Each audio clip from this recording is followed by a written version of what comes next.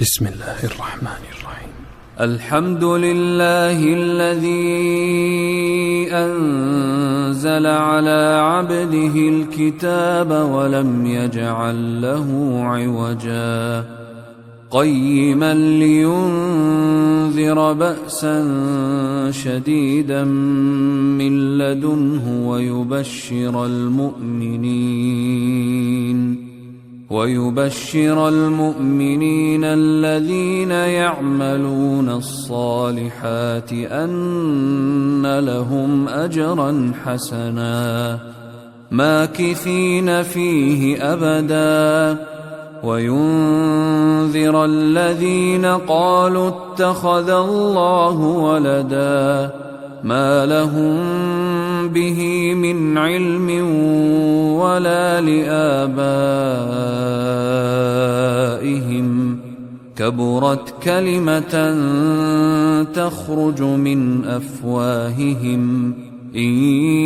يقولون إلا كذبا فلعلك باخع نفسك على آثارهم إن لم يؤمنوا بهذا الحديث أسفا إنا جعلنا ما على الأرض زينة لها لنبلوهم أيهم أحسن عملا وإنا لجاعلون ما عليها صعيدا جرزا أم حسبت أن أصحاب الكهف والرقيم كانوا من آياتنا عجبا إذ أوى الفتية إلى الكهف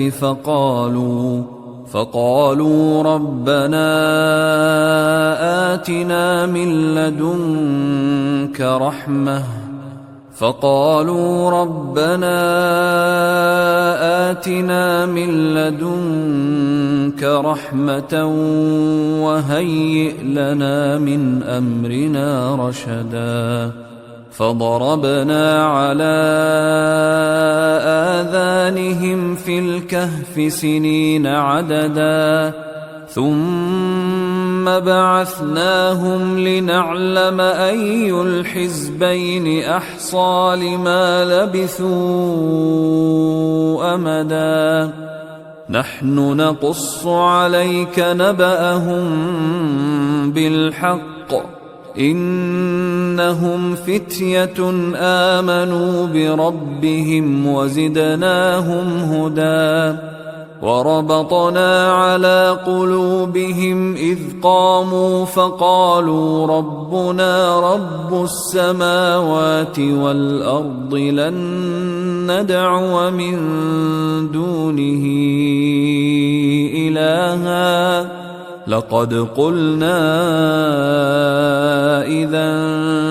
شططا هؤلاء قومنا اتخذوا من دونه آلهة لولا يأتون عليهم بسلطان بين فمن أظلم ممن افترى على الله كذبا وإذ اعتزلتموهم وما يعبدون إلا الله فأووا إلى الكهف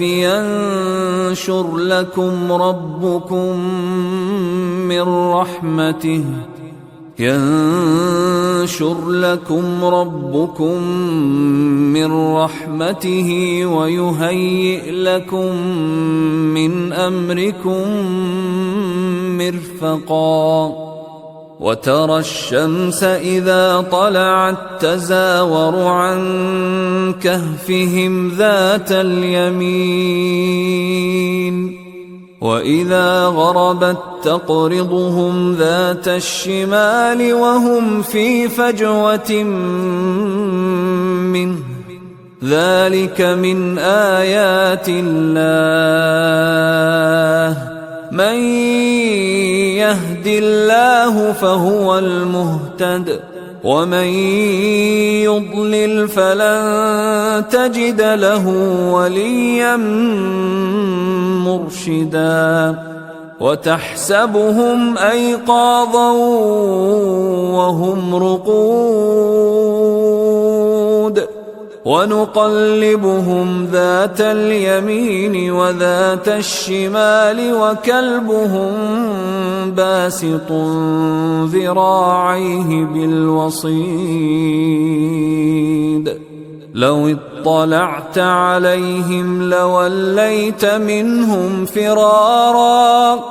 لو اطلعت عليهم لوليت منهم فرارا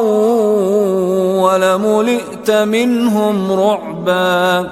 وكذلك بعثناهم ليتساءلوا بينهم قال قائل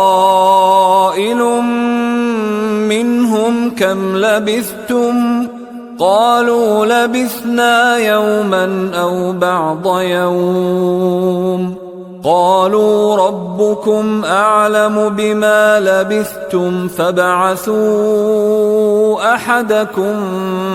بورقكم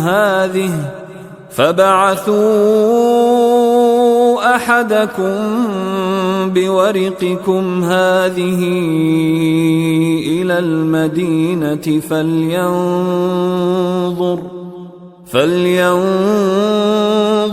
أيها أزكى طعاما فليأتكم برزق منه وليتلطف ولا يشعرن بكم أحدا إنهم إن يظهروا عليكم يرجموكم أو يعيدوكم في ملتهم ولن تفلحوا إذن أبدا وكذلك أعثرنا عليهم ليعلموا أن وعد الله حق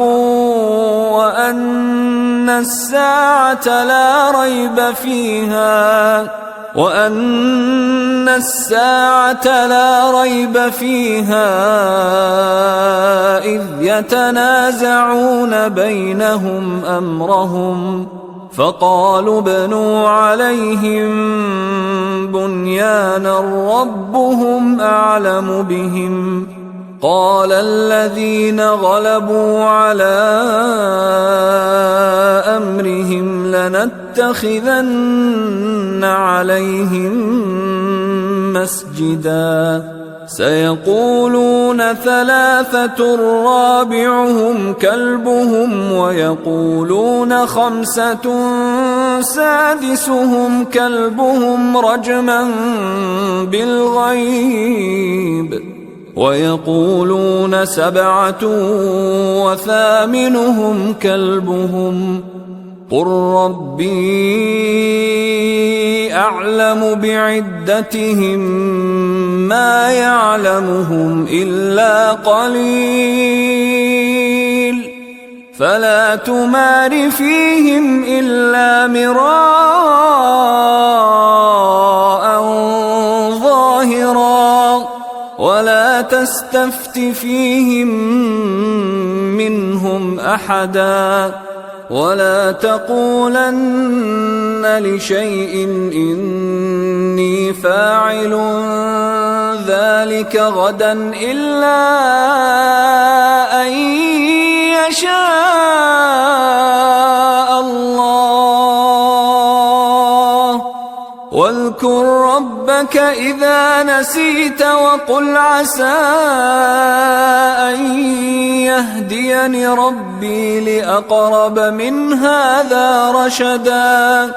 ولبثوا في كهفهم 300 سنين وازدادوا 9 قل الله أعلم بما لبثوا له غيب السماوات والأرض أبصر به وأسمع ما لهم من دونه من ولي ولا يشرك في حكمه أحدا واتل ما أوحي إليك من كتاب ربك لا مبدل لكلماته ولن تجد من دونه ملتحدا واصبر نفسك مع الذين يدعون ربهم بالغداة والعشي يريدون وجهه ولا تعد عيناك عنهم تريد زينة الحياة الدنيا ولا تطع من أغفلنا قلبه عن ذكرنا واتبع هواه وكان أمره فرطا وقل الحق من ربكم فمن شاء فليؤمن ومن شاء فليكفر إنا أعتدنا للظالمين نارا أحاط بهم سرادقها وإن يستغيثوا يغاثوا بماء كالمهل يشوي الوجوه بئس الشراب وساءت مرتفقا إن الذين آمنوا وعملوا الصالحات إنا لا نضيع أجر من أحسن عملا أولئك لهم جنات عدن تجري من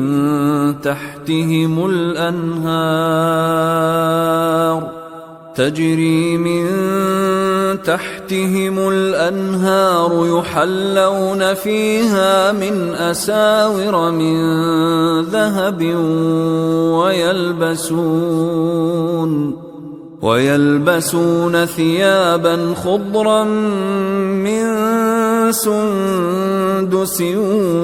واستبرق متكئين فيها على الأرائك نعم الثواب وحسنت مرتفقا واضرب لهم مثل الرجلين جعلنا لأحدهما جنتين من أعناب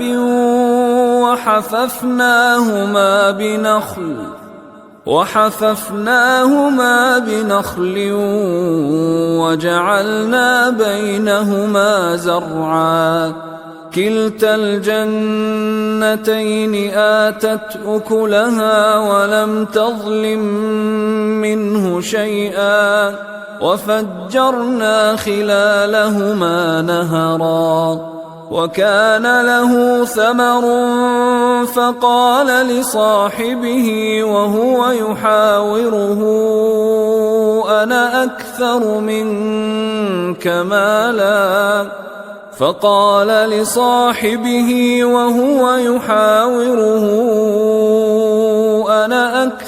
منك مالا وأعز نفرا ودخل جنته وهو ظالم لنفسه قال ما أظن أن تبيد هذه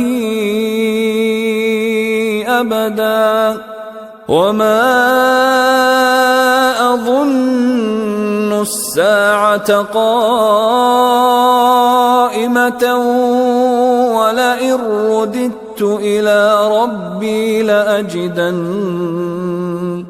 ولئن رددت إلى ربي لأجدن خيرا منها منقلبا قال له صاحبه وهو يحاوره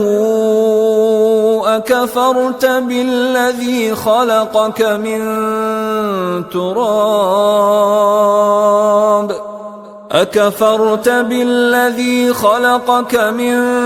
تراب ثم من نطفة ثم سواك رجلا لكن هو الله ربي ولا أشرك بربي أحدا ولولا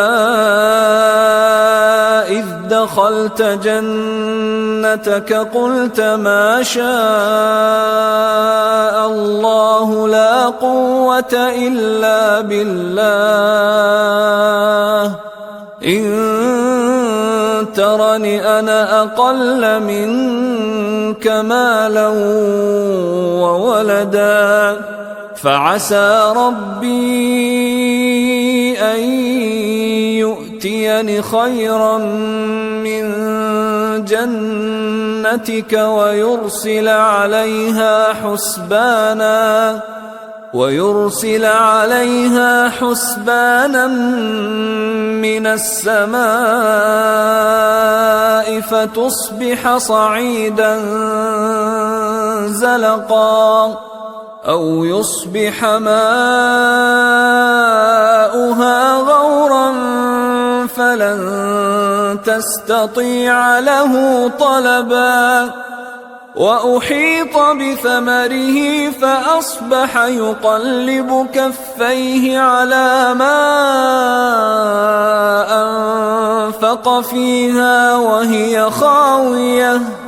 وهي خاوية على عروشها ويقول يا ليتني لم أشرك بربي أحدا ولم تكن له فئة ينصرونه من دون الله وما كان منتصرا هنالك الولاية لله الحق هو خير ثوابا وخير عقبا واضرب لهم مثل الحياة الدنيا كماء إن أنزلناه من السماء فاختلط به نبات الأرض فأصبح هشيما تذروه الرياح وكان الله على كل شيء مقتدرا المال والبنون زينة الحياة الدنيا والباقيات الصالحات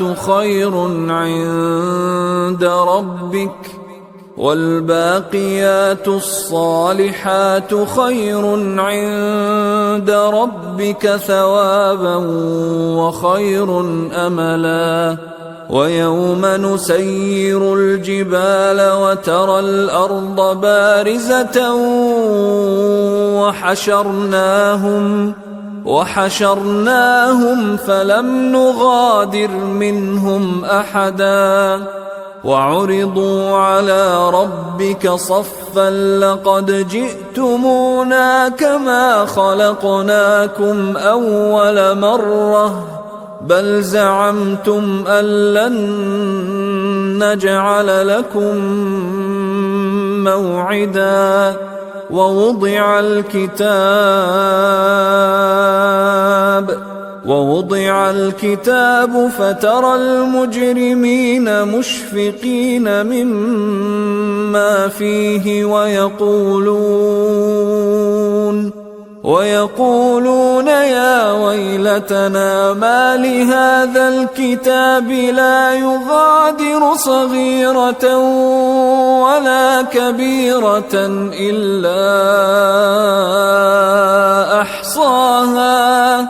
ووجدوا ما عملوا حاضرا ولا يظلم ربك أحدا. وإذ قلنا للملائكة اسجدوا لآدم فسجدوا إلا إبليس كان من الجن ففسق عن أمر ربه أفتتخذونه وذريته أولياء من دوني وهم لكم عدو بئس للظالمين بدلا. ما أشهدتهم خلق السماوات والأرض ولا خلق أنفسهم وما كنت متخذ المضلين عضدا. ويوم يقول نادوا شركائي الذين زعمتم فدعوهم فلم يستجيبوا لهم وجعلنا بينهم موبقا. ورأى المجرمون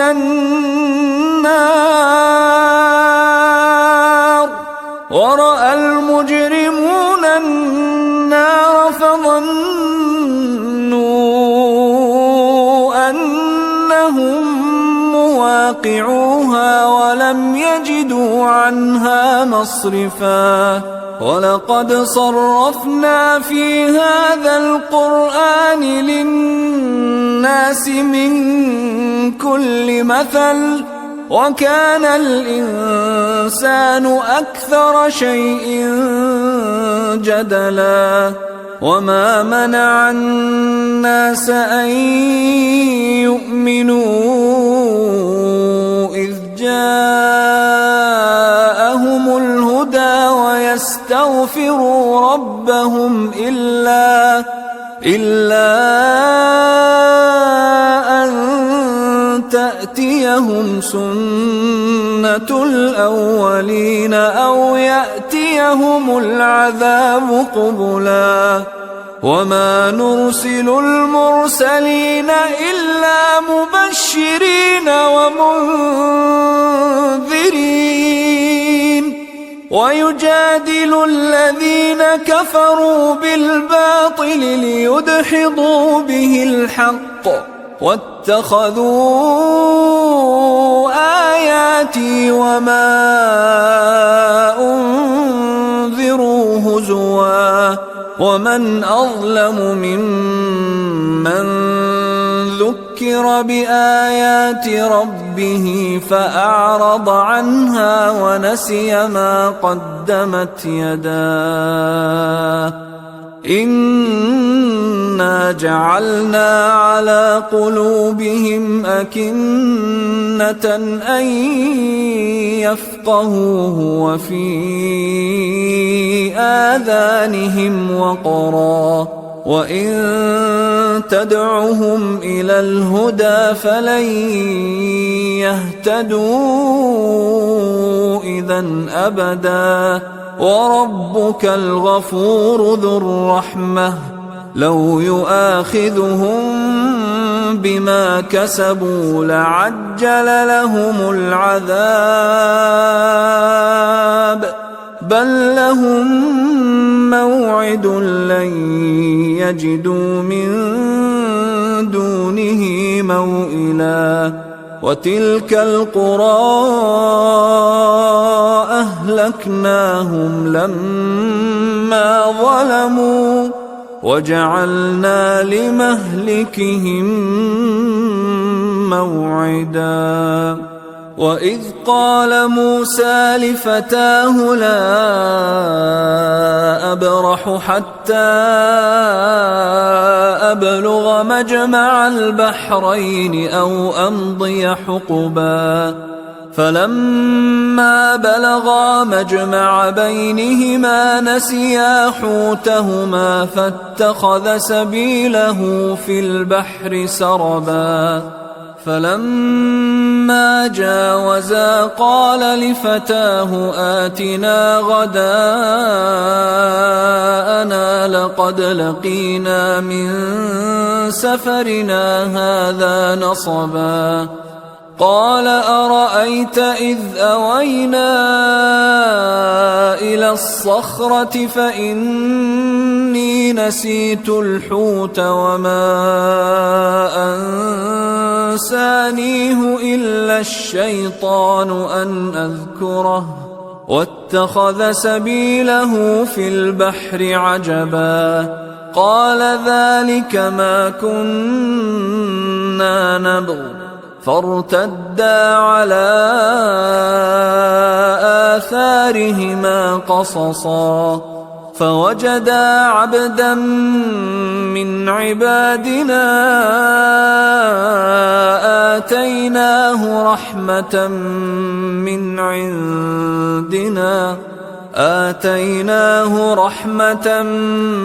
من عندنا وعلمناه من لدنا علما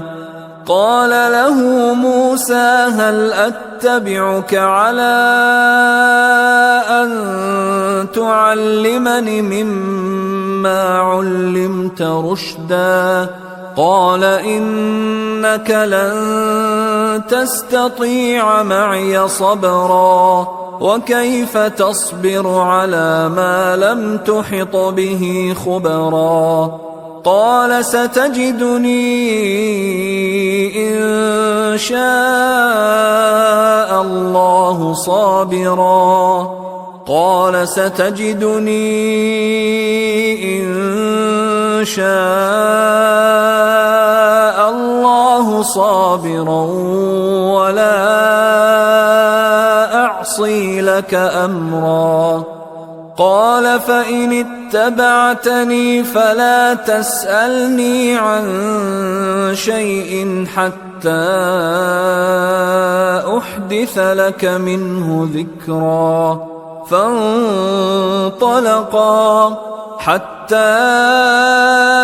إذا ركبا في السفينة خرقها قال أخرقتها لتغرق أهلها لقد جئت شيئا إمرا قال ألم أقل إنك لن تستطيع معي صبرا قال لا تؤاخذني بما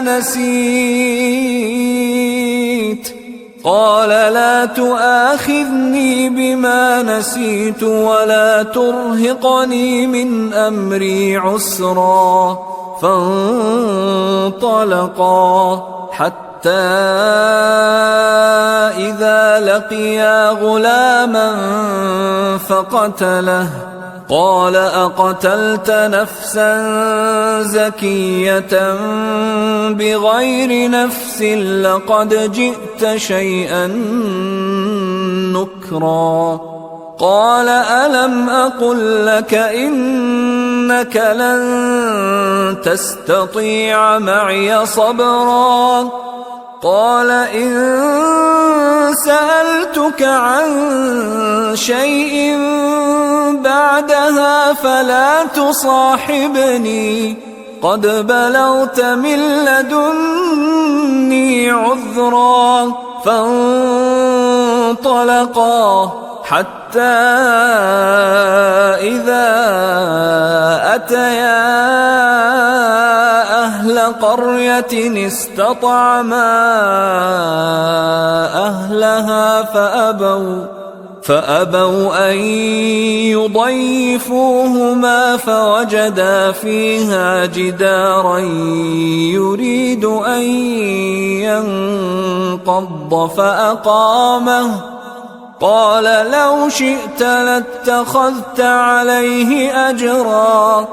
قال هذا فراق بيني وبينك سأنبئك بتأويل ما لم تستطع عليه صبرا أما السفينة فكانت لمساكين يعملون في البحر فأردت أن أعيبها وكان وراءهم ملك يأخذ كل سفينة غصبا وأما الغلام فكان أبواه مؤمنين فخشينا أن يرهقهما طغيانا وكفرا فأردنا أن يبدلهما ربهما خيرا منه زكاة وأقرب رحما وأما الجدار فكان لغلامين يتيمين في المدينة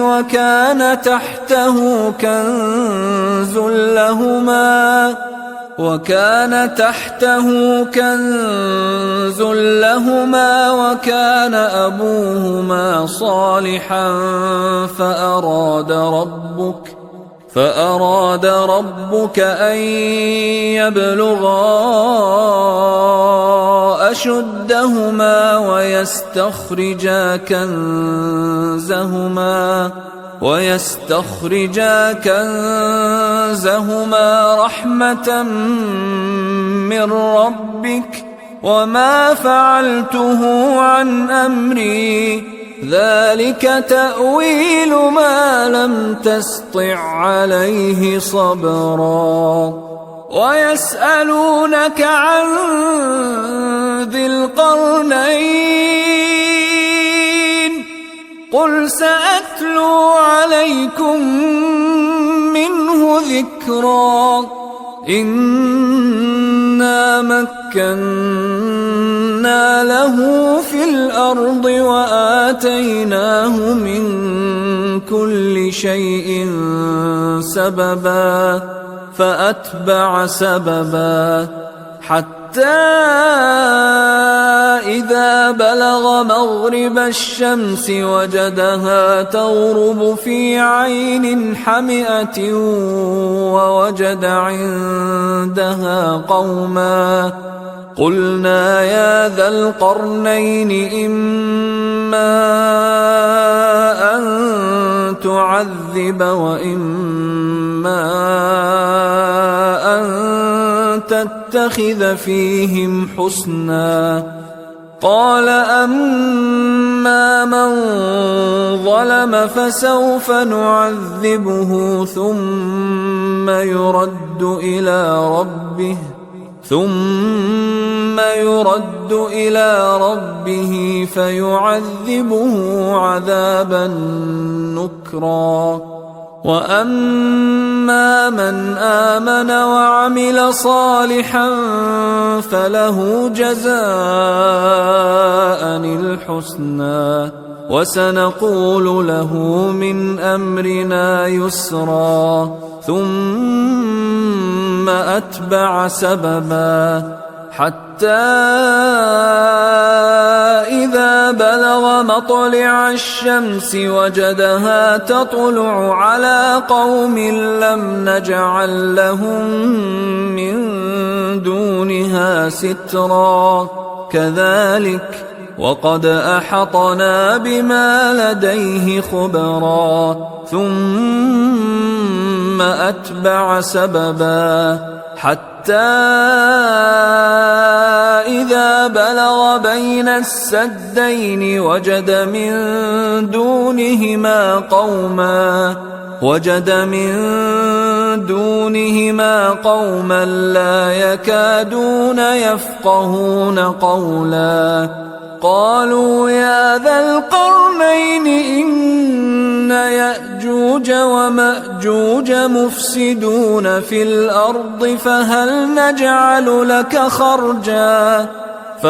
نجعل لك خرجا على أن تجعل بيننا وبينهم سدا قال ما مكني فيه ربي خير فأعينوني بقوة أجعل بينكم وبينهم ردما آتوني زبر الحديد حتى إذا ساوى بين الصدفين قال انفخوا حتى إذا جعله نارا قال آتوني أفرغ عليه قطرا فما استطاعوا أن يظهروه وما استطاعوا له نقبا قال هذا رحمة من ربي فإذا جاء وعد ربي جعله دكاء وكان وعد ربي حقا وتركنا بعضهم يومئذ يموج في بعض ونفخ في الصور فجمعناهم جمعا وعرضنا جهنم يومئذ للكافرين عرضا الذين كانت أعينهم في غطاء عن ذكري وكانوا لا يستطيعون سمعا أفحسب الذين كفروا أن يتخذوا عبادي من دوني أولياء إنا أعتدنا جهنم للكافرين نزلا قل هل ننبئكم بالأخسرين أعمالا الذين ضل سعيهم في الحياة الدنيا وهم يحسبون أنهم يحسنون صنعا أولئك الذين كفروا بآيات ربهم ولقائه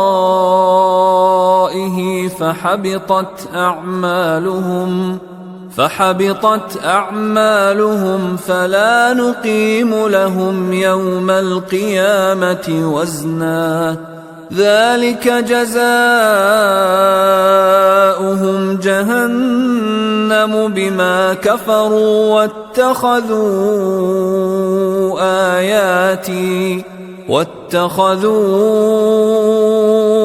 آياتي ورسلي هزوا إن الذين آمنوا وعملوا الصالحات كانت لهم جنات الفردوس نزلا خالدين فيها لا يبغون عنها حولا قل لو كان البحر مدادا لكلمات ربي لنفد البحر قبل أن تنفد كلمات ربي ولو جئنا بمثله مددا قل إنما أنا بشر مثلكم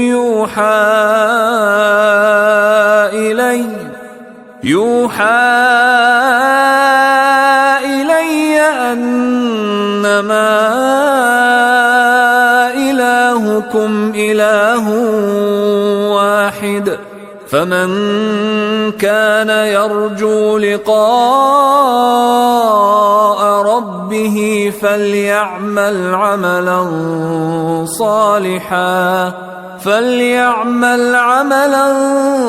صالحا ولا يشرك بعبادة ربه أحدا.